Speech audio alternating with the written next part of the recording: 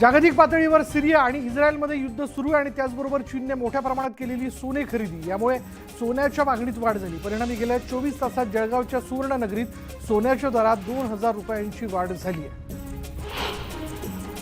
कापसाची निर्यात थांबल्याने अमरावती जिल्ह्यातील कापसाच्या बाजारपेठेत मंदी आली, त्यामुळे जिनिंग उद्योगाला फटका बसलाय। तर 5000 पेक्षा अधिक मजुरांच्या हाताला काम नसल्याने मजुरांवर उपासमारीची वेळ आली। सोलापूर जिल्ह्यात रब्बी हंगामासाठी 15 जानेवारीला पाण्याचं पहिलं आवर्तन सोडलं जाणार आहे आणि त्यासाठी जिल्हा प्रशासनाकडून उजनी धरणातून शेतीला 15 जानेवारीपासून पुढे 40 दिवस पहिलं आवर्तन सोडण्याचं नियोजन करण्यात आलंय। डाळिंबाचा हंगाम अंतिम टप्प्यात आल्यानंतर दरात वाढ झाल्यानं शेतकऱ्यांना दिलासा मिळाला। सध्या डाळिंबाला प्रति किलो 150 रुपयांचा भाव मिळत असल्यानं शेतकरी सुखावला।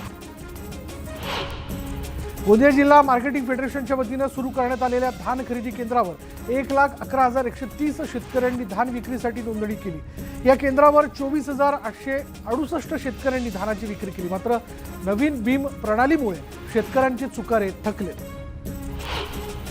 मुक्ताईनगर आणि भुसावळ तालुक्यात मोठ्या प्रमाणात ऊसाची लागवड करण्यात आली। मुक्ताईनगरमध्ये 328 हेक्टरवर ऊसाची लागवड तर भुसावळमध्ये 226 हेक्टरवर ऊसाची लागवड करण्यात आली।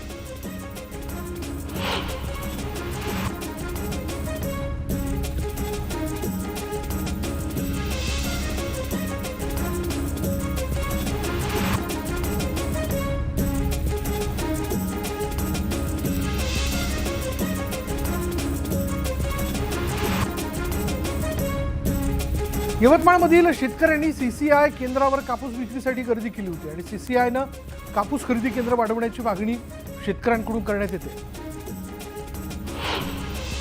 जुन्नर तालुक्यातील राजुरीत मोहन हाडावळे यांच्या गवताच्या शेतात 2.5 वर्षाचा बिबट्या मृतावस्थेत आढळला। दिवसभरात बिबट्याच्या मृत्यूची ही दुसरी घटना आहे। दरम्यान बिबट्याचा मृत्यू कशामुळे झाला याचं कारण अद्याप अस्पष्ट आहे। वाशिम तालुक्यातील काजळंबा गावात मोठ्या प्रमाणात अवैध गावठी दारू विक्रीचं प्रमाण वाढलं आणि त्यामुळे गुन्हेगारीचं प्रमाण वाढलं असून या विरोधात महिला एकवटल्याचं पाहायला मिळालं। महिलांनी जिल्हाधिकाऱ्यांना निवेदन देत दारूबंदीची मागणी केली। कोयनेत 11 डिसेंबर 1967ला विनाशकाली भूकंप आला होता। दरम्यान 57 वर्षांनंतर भूकंपग्रस्तांचं स्मृती स्मारक उभारण्यात आलं आणि या स्मृती स्मारकावर भूकंपात बळी गेलेल्यांना श्रद्धांजली वाहण्यात आली। छत्रपती संभाजीनगर महापालिकेच्या वतीने शहरात अत्याधुनिक पद्धतीने स्मार्ट सिग्नल बसवण्यात येत आहेत आणि स्मार्ट सिग्नल एकाच क्लिकवर बंद आणि सुरू होणार आहेत। पोलीस आयुक्तालयाकडून हे सिग्नल कंट्रोल केले जाणार आहेत। रत्नागिरीत एनडीआरएफच्या टीम दाखल झालेल्या जिल्ह्यातील 9 शाळांमधील विद्यार्थ्यांना आपत्कालीन प्रशिक्षण देण्यात आलं। आपत्कालीन परिस्थितीत काय करावं, इतरांना कशी मदत करावी याचं प्रशिक्षण मुलांना देण्यात आलं।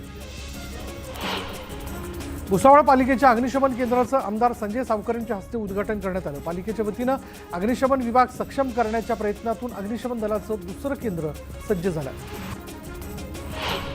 जुन्नरमध्ये बिबट्यांकडून होणारे हल्ले टाळण्यासाठी वन विभागाने अनोखी शक्कल लढवली आहे। बिबट्याप्रवण क्षेत्रातल्या शिरोली बुद्रुक गावात पहिलं सौर कुंपण उभारण्यात आलं असून त्याचा शेतकऱ्याला चांगलाच फायदा होतोय। सौर कुंपणामुळे बिबट्या घराजवळ येत नाही। अकोला जिल्ह्यात हिवाळ्याची चाहूल लागताच हजारो किलोमीटरचा प्रवास करत शेकडो विदेशी पक्ष्यांचं जिल्ह्यातील विविध पाणथळावर आगमन झालं। यावेळी पक्ष्यांना पाहण्यासाठी पक्षीप्रेमींनी मोठ्या प्रमाणात गर्दी केली। मार्गशीर्ष महिन्यातील मार्गशीर्ष शुद्ध मोक्षदा एकादशीच्या निमित्तानं पंढरपुरात लाखो भाविकांनी विठुरायाच्या दर्शनासाठी गर्दी केली। विठुरायाच्या पदस्पर्श दर्शनासाठी किमान 5 ते 6 तासांचा कालावधी लागतो। कुडाळच्या पिंगुळे गावात महावितरणचे 3:13 वाजलेत। गेल्या 8 महिन्यांपासून दर दिवशी 8 ते 10 वेळा वीज खंडित होत असल्यानं नागरिकांना त्रास होतोय। या विरोधात आज ठाकरे गटाने महावितरण कार्यालयात धडक देत गैरसोय दूर करण्याचा इशारा दिला। छत्रपती संभाजीनगर महापालिकेने धडक मोहीम सुरू केली। रेल्वे स्टेशन परिसरात अनधिकृतरित्या थाटलेल्या 18 अतिक्रमणांवर पालिकेने कारवाई केली आहे। 2 हुक्का पार्लरसह हॉटेल्स आणि गॅरेज जमीनदोस्त करण्यात आलं। वसई विरार पालिकेच्या पाईपलाईनचं खोदकाम सुरू असल्यामुळे चंदनसार परिसरात वाहतूक कोंडी झाली।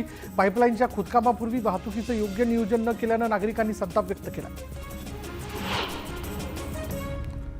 मुंबई गोवा महामार्गावर असलेल्या माणगाव बाजारपेठेत प्रत्येक शनिवार, रविवार आणि सुट्टीच्या दिवशी वाहतूक कोंडी होत असते।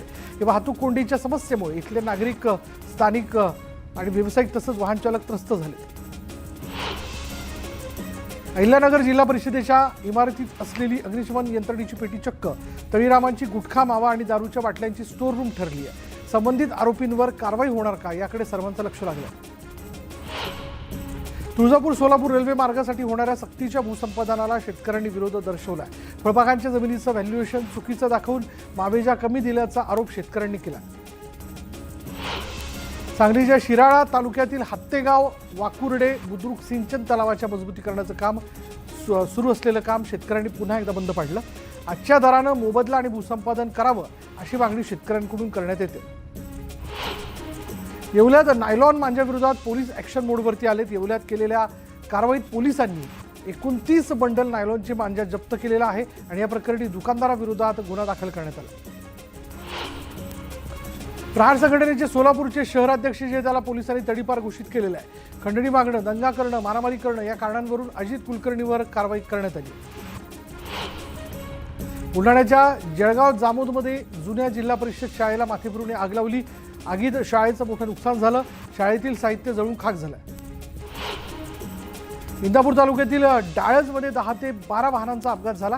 ट्रक चालकाने मागून ठोकल्यानं 10 ते 12 वाहनं एकमेकांवर आदळली. पुण्यातील आंबेगावात महामार्गावर पिकअप आणि ट्रकची धडक झाली आणि यात पिकअप चालकाचा जागीच मृत्यू झाला असून 2 जण गंभीर जखमी झालेत. या अपघातामुळे मोठी वाहतूक कोंडीही झाली. अलिबागमध्ये हिट अँड रनची पुनरावृत्ती झाली आहे. भरधाव कार एका गॅरेजमध्ये घुसल्यानं अपघातात चालकासह मेकॅनिक आणि 1 जण जखमी झाला. या तिघांवरही रुग्णालयात उपचार सुरू आहेत. नागपूरहून हैदराबादला जाणारा ट्रक यवतमाळ स्थानिक गुन्हे शाखेच्या पथकाने पकडला. तपासणीवेळी ट्रकमध्ये मोठ्या प्रमाणात तंबाखू आणि गुटखा आढळून आला. पोलिसांनी ट्रक चालकाला ताब्यात घेतलं. धाराशिवमध्ये शालेय विद्यार्थ्यांना दिलेली औषधं रिॲक्शन झाल्यामुळे जिल्हाभरात बंद करण्याचे आदेश देण्यात आले. आर्यन प्लस फॉलिक ॲसिड मिश्रित 100 mg/FF ही गोळी वापरू नका असे निर्देश जिल्हाधिकाऱ्यांकडून देण्यात आले.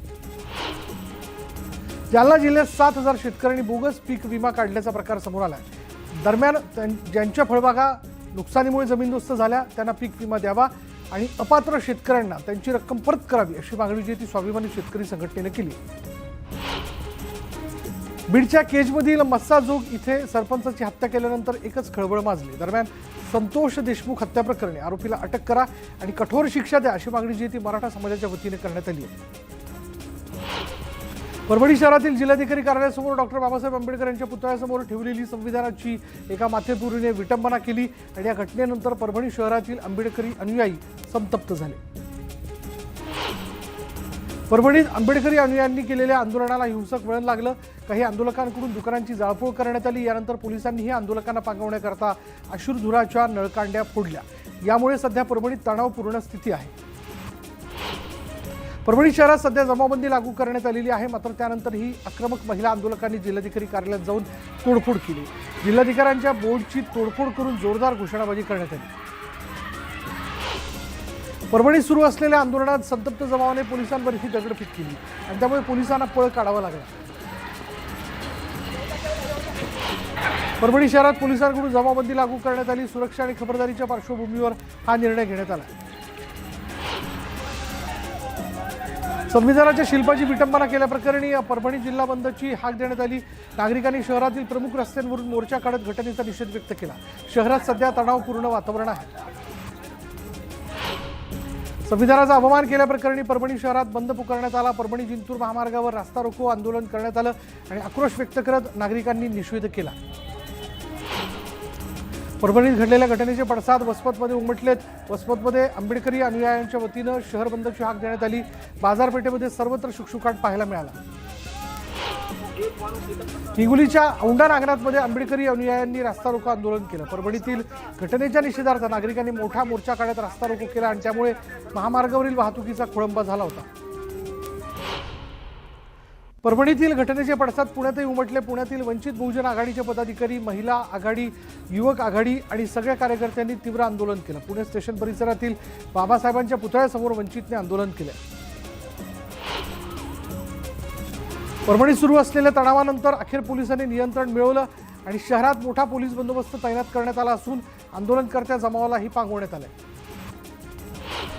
जालन्याच्या जिंतूर इथून परभणीकडे जाणाऱ्या एसटी बसेस मंठा इथे थांबवण्यात आल्या। जवळपास 15 बसेस मंठा आगारात थांबवण्यात आलेल्या आहेत। जोपर्यंत परभणीमधील वातावरण शांत होणार नाही तोपर्यंत या बसेस मंठा आगारातच थांबवल्या जाणार आहेत। परभणीमधील घटनेनंतर गिरीश महाजन यांनी सामाजिक सलोखा राखण्याचं आवाहन केलं। मुख्यमंत्री संपूर्ण परिस्थितीवर लक्ष ठेवून आहेत, त्यामुळे कोणीही कायदा हातात घेऊ नये, सार्वजनिक मालमत्तेचं नुकसान करू नका, असं वक्तव्य गिरीश महाजन यांनी केलं। परभणीमधील घटनेबाबत बोलताना संजय राऊतांनी भडकाऊ वक्तव्य करू नये, ते नेहमीच लोकांच्या भावना भडकवण्याचा प्रयत्न करत असतात। समाजाने शांतता राखावी, पोलीस संबंधित आरोपींवर कठोरात कठोर कारवाई करेल, असा विश्वास व्यक्त करत भाजप आमदार अमित गोरखे यांनी संजय राऊतांवर टीका केली। परभणीतील आंबेडकरांच्या पुतळ्याच्या विटंबने प्रकरणातील आरोपी पकडला गेलाय, पण त्यामागे नक्की कोण आहे याची चौकशी झाली पाहिजे, असं विधान रामदास आठवले यांनी केलंय। तर आंबेडकरी अनुयायांना शांतता राखण्याचंही आवाहन करण्यात आलंय।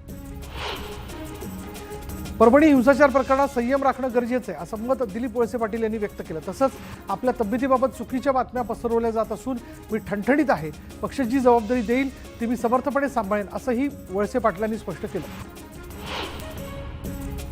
बीडमधील मस्साजोग इथल्या सरपंचाचं अपहरण करत त्यांची हत्या करण्यात आल्यानं तणावाचं वातावरण निर्माण झालं होतं। या प्रकरणी 2 आरोपींना अटक करण्यात आली असून आज मस्साजोग गाव पूर्णपणे बंद ठेवण्यात आलं। सरपंच संतोष देशमुख हत्या प्रकरणात स्थानिक पोलिसांवर विश्वास नसून या प्रकरणात एसआयटीची स्थापना करावी, अशी मागणी आमदार प्रकाश सोळंके यांनी केली। मागील 5 वर्षात बीड जिल्ह्यामध्ये दहशत वाढली आणि या संदर्भात मुख्यमंत्री आणि उपमुख्यमंत्र्यांना कळवलं असून ते बीडमधील कायदा सुव्यवस्था सुरळीत करतील, असा विश्वास सोळंके यांनी व्यक्त केला। माजी सरपंचाच्या हत्येनंतर जरांगे पाटलांनी प्रतिक्रिया दिली आहे। जातीवादाचं विष पेरून हत्या करण्याचं काम थांबवा, तसंच असं कृत्य करून तुमच्यावरच वाईट वेळ येईल असं वागू नका, असं आवाहन ही जरांगेंनी केलंय। परळी आणि केजमधील अपहरणाच्या घटनेनंतर पंकजा मुंडेंनी चिंता व्यक्त केली। या प्रकरणाचा विरोध यंत्रणांमार्फत तपास करण्याकरता पंकजा मुंडे मुख्यमंत्री देवेंद्र फडणवीसांची भेट घेणार आहेत।